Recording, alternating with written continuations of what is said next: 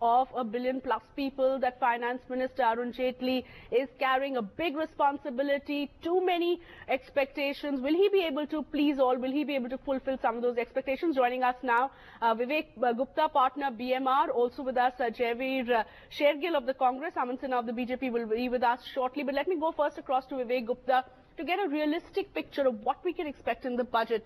Vivek, you just heard what some of the people had to say, whether it is in terms of prices or jobs or income tax exemptions. The list is a long one and it is a tricky budget. It's a tightrope walk for Arun Jaitley. What can we realistically expect?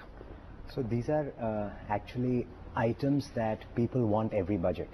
So if you were to run your similar show last year, in terms of what people would have wanted, they would have said exactly the same thing. They want jobs, they want income tax rate cuts, etc., etc. I think actually this budget is a very good opportunity for this government. It's the third budget of this government. And in terms of it being the third budget, politically it places them in a situation where perhaps they have the ability to do exactly what they want. It's in a sense in the middle of their term.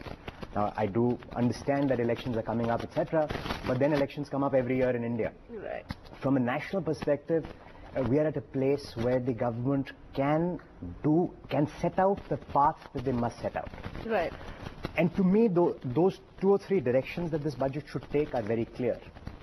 Number one, this government has come in on the plank of ruthlessly efficient execution and good governance. So what I would like to actually see is not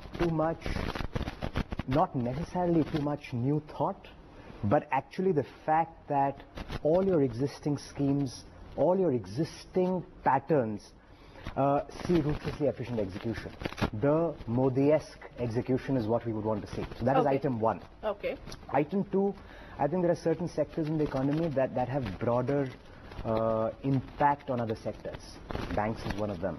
Agriculture is another. Education is a third. I would like to see new thought arise in these sectors. How can we tackle the current problems in agriculture, in education, in banking? That would be, I would imagine, the second thrust area for this budget. And the third is, people are talking about this budget as a balance between maintaining your fiscal deficit target versus public spending. I think that debate is a little bit oversimplified.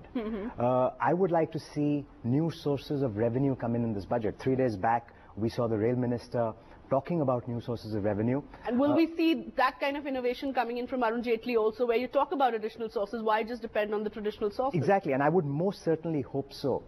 We are at a point where lots of interesting things, and we can talk about it during this show, but lots of interesting things can be done about new sources of revenue for this government. It does not have to be conventional government debt, push up fiscal deficit, and therefore push up spending. So those are my 3 broad points. So to sum up really what Vivek is saying, that not too much thought and ideas in certain areas where the government has been talking a lot. We need more execution there. Yes, certain areas need a lot of thrust, whether it's the banking space or the rural sector. And of course, we do need new thinking on where those revenues are going to come for the government. Let me now take this discussion and get a little political